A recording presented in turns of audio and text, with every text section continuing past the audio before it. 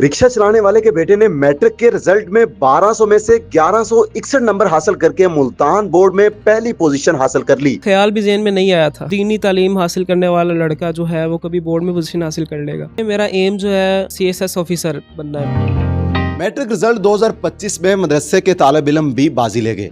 जामिया हनफिया बुरेवाला के तालिब इल्म मोहम्मद अहमद अफजल ने मुल्तान बोर्ड में पहली पोजीशन हासिल करके वालिदैन और अपने असाजा का नाम रोशन किया और पिछले साल की तरह इस एजाज को भी बरकरार रखा।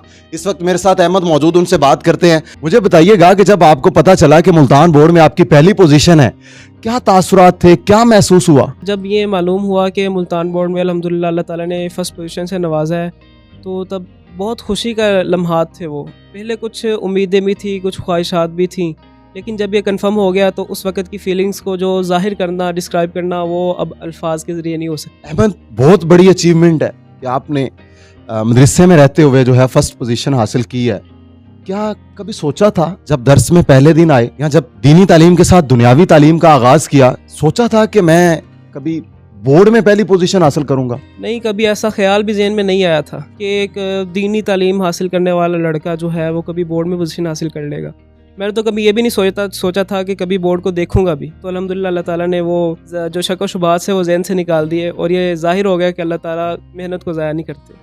आपने कहा कि मैं कभी बोर्ड को देखूंगा, ये भी नहीं सोचा था। तो कल आप माशाल्लाह तकरीब हुई, वहाँ पर पोजीशन होल्डर्स के एजाज़ में तकरीब रखी गई, उनको मेडल से नवाजा गया, कैश प्राइज दिए गए। तो कल क्या फीलिंग थी जब आप वहाँ से रिसीव कर रहे थे? कल मेरे लिए बस ऐसा था जैसे कोई एज अ ड्रीम था, वो मेरे लिए ख्वाब ही था कि कभी ऐसा भी हो सकता है। तो अल्हम्दुलिल्लाह बड़ी खुशी थी, उस वक़्त के जो लम्हात थे वो बड़े यादगार थे। असातिज़ा का, आपके जो हम जमात थे, उनका क्या रद्द अमल था जब आपने उनको बताया कि मेरी तो मुल्तान बोर्ड में पहली पोजीशन आ गई है? मेरे जो हम जमात हैं मुझसे ज़्यादा खुशी तो उनको थी। तो उनमें से अक्सर हजरात ने बहुत ज़्यादा खुशी का इजहार किया और असातिज़ा की खुशी भी बयान नहीं की जा सकती है, क्योंकि एक इदारे की जो पोजीशन आई है तो उसमें सबसे ज़्यादा खुशी, सबसे ज़्यादा किरदार वो असातिज़ा का होता है। सबसे पहले आपने घर में किसको फ़ोन किया कि मेरी पोजीशन आई है? सबसे पहले मैंने अपनी वालिदा को बताया था। तो उनके जो खुशी के वो लम्हात थे, तो जो उनकी फीलिंग्स थी वो भी बयान करने से कासिर है, तो मैं कैसे कर सकता हूँ अल्फाज में। वो आपके वालिद क्या करते हैं? कितने बहन भाई हैं?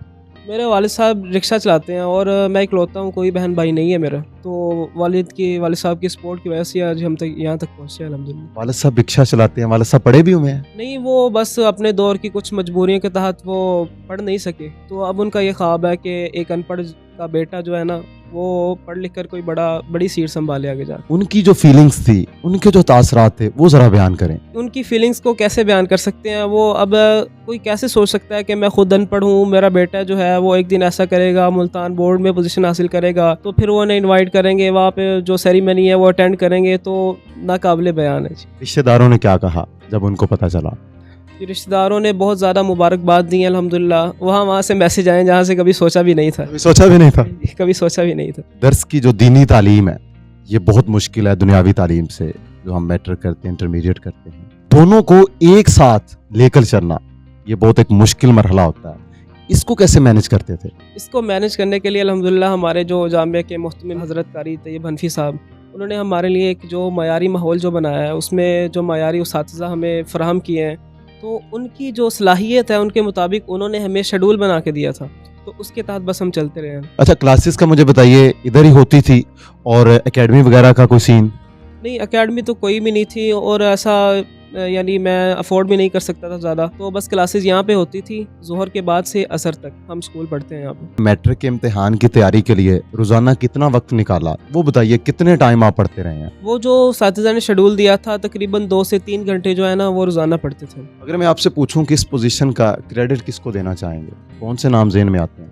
इस पोजीशन का जो क्रेडिट है वो तो सबसे पहले जो नाम ज़हन में आता है वो हमारे इदारे के मुहतमिम कारी तैयब हनफी साहब को जाता है, क्योंकि उन्होंने हमें ये ऐसा माहौल फ़राहम किया है जिसके तहत हम दीनी और असरी दोनों तालीमें हासिल कर सकते हैं। फिर उनके बाद जो असातिज़ा को जाते हैं। आप जो बता रहे हैं कि जामिया हनफिया का जो तदरीसी निज़ाम है उसकी बार बार तारीफ़ कर रहे हैं, वो ज़रा नाजरीन को बताएं कि वो कैसा तालीमी निज़ाम, आपको तालीमी माहौल फ़राहम किया गया? जी अल्हम्दुलिल्लाह, एक नज़्म ज़बत जो तालीमी निज़ाम हमें दिया गया है, तो इसकी तरतीब कुछ यूँ होती है कि फ़जर के बाद ही क्लासेस का आगाज़ हो जाता है। फिर फ़जर से लेकर 11:30 बजे तक हमारी दरस निज़ामी की क्लासेस चलती हैं। उसके बाद फिर कुछ ब्रेक आ जाती है, फिर ज़ोहर की नमाज़ के बाद से लेकर असर तक हमारी स्कूल की क्लासेस चलती हैं। फिर उसके बाद मगरिब के बाद से लेकर जब तक आपने पढ़ना है तो वो आपके इख्तियार में है, आपने किसका पढ़ना है, तो उसमें दरस निज़ामी और स्कूल दोनों को मैनेज करना। मुस्तकबिल का क्या ख्वाब देखा? जी, फ्यूचर में सबसे पहले तो ये ख्वाहिश है कि दीन इस्लाम की सरबुलंदी के लिए जो अपनी खिदमात हैं वो सर अंजाम दूँ। लेकिन इस दुनिया में गुज़ारा करने के लिए साथ कोई ज़रिया मुआश भी ज़रूरी है। तो उसके लिए मेरा एम जो है वो एज़ अ CSS ऑफ़िसर बनना है मेरा। तो उसके बाद इंशाअल्लाह जब इसको कंप्लीट कर लेंगे तो अल्लाह ताला ने अगर कोई अच्छा ज़रिया मुआश अता फ़रमाया तो फिर इंशाअल्लाह दीन के साथ-साथ इस दुनिया को भी फ़ायदा पहुँचाने की कोशिश करेंगे अपनी काबिलियत से, अपनी खिदमात से। ये जो CSS है इसके ज़रिए जो सबसे बड़ी मेरी ख्वाहिश है वो ये है कि जो फ़िरकों में बटी हुई कौम है इसमें वहदत पैदा कर सकूँ।